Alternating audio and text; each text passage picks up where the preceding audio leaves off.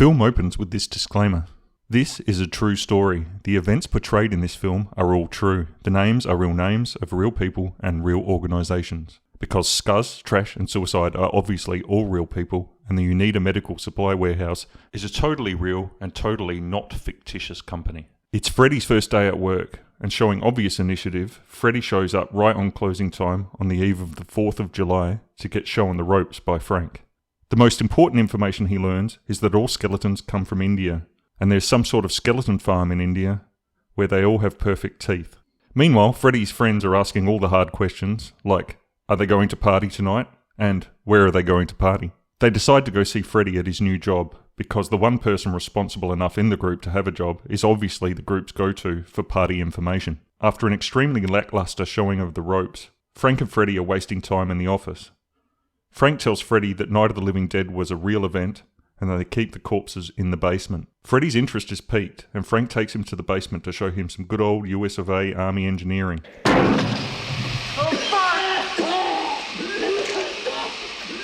Which fails the second it's lightly tapped, covering them in deadly chemicals.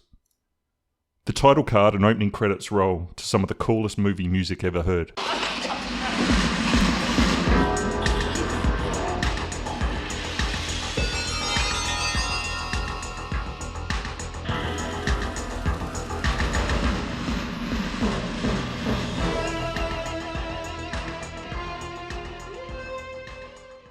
The Colonel has a sunny disposition and is extremely nice to his wife.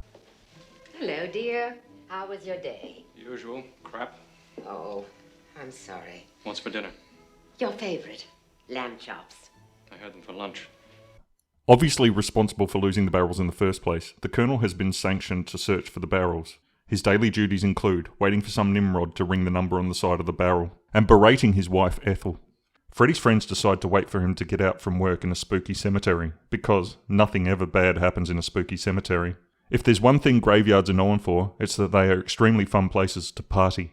Frank and Freddy awake from unconsciousness to discover the leaked chemical has not only made them extremely ill, but has reanimated multiple warehouse goods, including split dogs, butterflies, and a cadaver in the fridge. After spraying copious amounts of Lysol disinfectant around, they finally decide to call Bert, instead of the number on the side of the barrel. Which is only for emergencies, because being doused in carcinogenic chemicals and having corpses spring to life doesn't quite cut it as an emergency. Meanwhile, Trash decides to get naked and dance on a grave, whereupon we discover she has no genitalia and the anatomy of a Barbie doll. Bert comes to save the day, and immediately comes up with a plan to straight up murder the reanimated corpse without even questioning if any of this is real. His plan involves zero effort on his part. It's a good plan. Frank, Freddy and Bert nail the cadaver to the cement floor with a pick. And when this fails, carve it into tiny pieces with a hacksaw. Oh, shit! Hold him down now, hold him down! What are you gonna do? Bert decides to bag all the body parts and take them to his friend Ernie, who works in the mortuary. Bert tells Ernie he has some rabid weasels to dispose of. Ernie doesn't want to burn the rabid weasels alive, and Bert decides to give Ernie a hand with understanding the situation. Meanwhile, back at the medical supply warehouse, Suicide gets his head bitten into like an apple.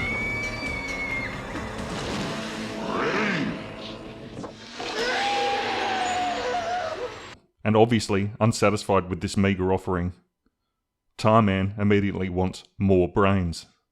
They all run off, leaving Spider to hold the door. Frank, Freddy, Bert and Ernie burn the reanimated body parts, releasing the chemical into the clouds, whereupon it starts raining and reanimates the entire graveyard. Bert finally decides to call an ambulance for his workers, who have been in an awful chemical spill. Because priorities. The paramedics arrive and proclaim Frank and Freddy to be dead, yet alive, and blame it on all non-related analogue equipment failing simultaneously. They go back to the ambulance and become an evening brain hors d'oeuvre for the zombies. The undead discover CB radios are a great tool for dialing for takeout. Come in dispatch. Send more paramedics. Bert, Ernie and the gang board up the mortuary against the hordes of undead, because Civil War era zombies know intuitively how to use CB radios, but not tools to remove flimsy barricades. More paramedics arrive, and we discover undead would make great footballers with this impressive tackle. Watch out! Hey! Watch out! Don't go over there!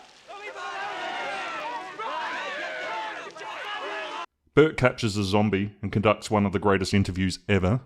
They discover eating brains makes the pain go away. I wondered that if I ate brains while watching The Bachelor, would it help? More takeout food arrives in the form of cops. Freddie and Frank finally turn. Freddie tries to convince Tina to let him eat her brains. Spider completely loses the plot, and Ernie kindly talks some sense into him.